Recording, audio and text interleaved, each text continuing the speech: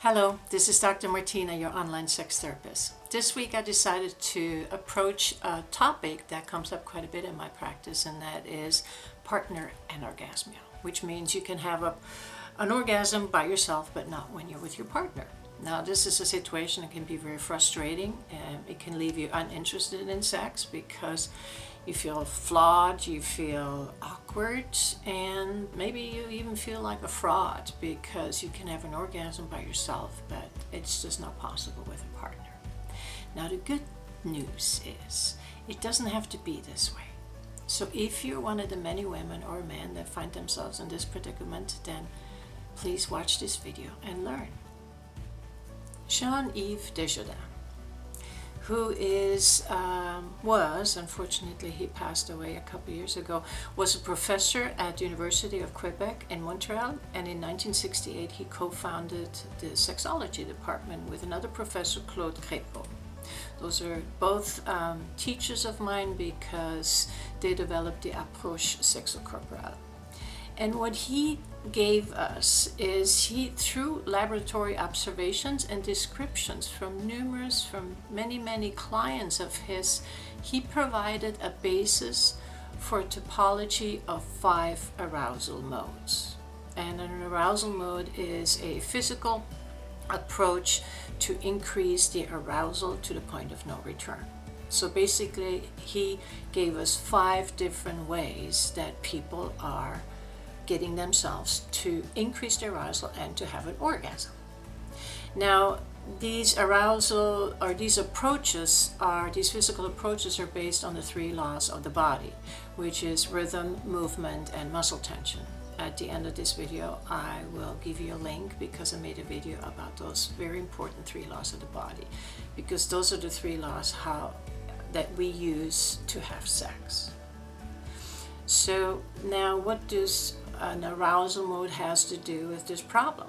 Well, let me explain that to you. 95% of the people who masturbate have chosen one of the 5 arousal modes, and they stick with it.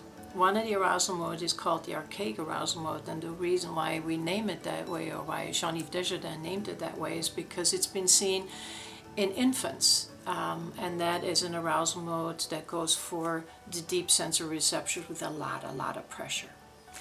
Now, we stuck with it. When we find out an arousal mode that gets us, like the child did, that gets us to the point of no return, where we can actually have a release and that feels good in your body, we stay with it. We don't vary from it. I have one that I've had throughout my sexualization process, and I will not give that one up either. So all 5 arousal modes provide you the ability to bring yourself to the point of no return. That is the strength of all 5 of them.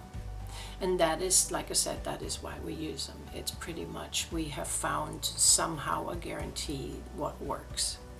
Now, other assets they provide is that we can connect with the deep sensory receptors, with the superficial sensory receptors, and we can have one of the arousal modes can give us a release in seconds. So those are all good things.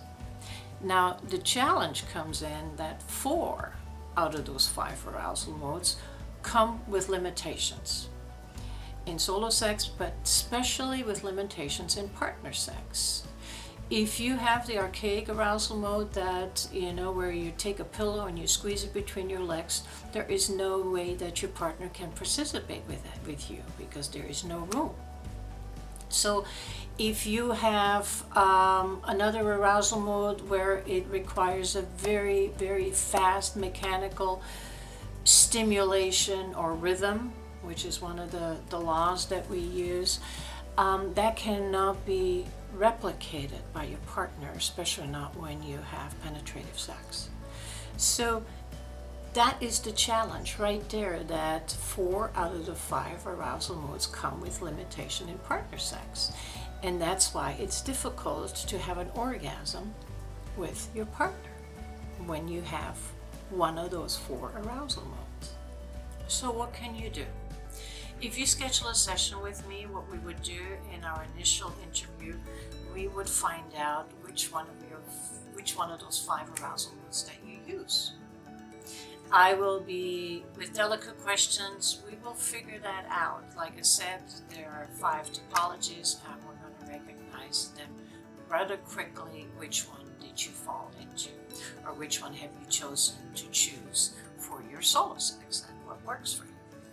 Now, we're going to look at we're going to concentrate on the 3 laws of the body, and then we're going to look what the rhythm that you use in your arousal mode, what your muscle tension that you use in arousal mode, and also what kind of movement you use and how that will affect the experience of you feeling the pleasure of stimulation and the pleasure of having a sex.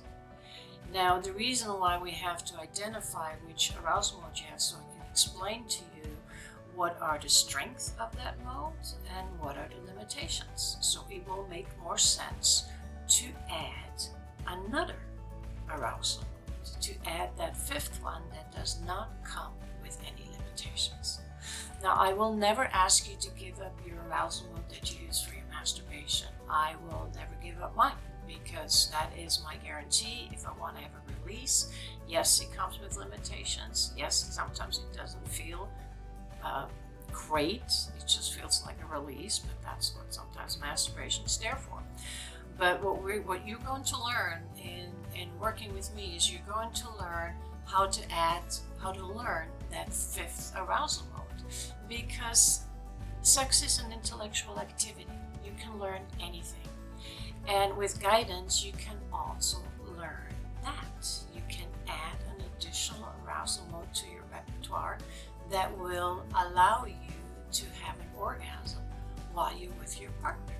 So no need to feel awkward, weird, hopeless about the way you come or the fact that you can come in partner sex. You will add the 5th arousal mode to suit partner sex, and I can help you with that. Contact me and we'll get the process started. You have a great week.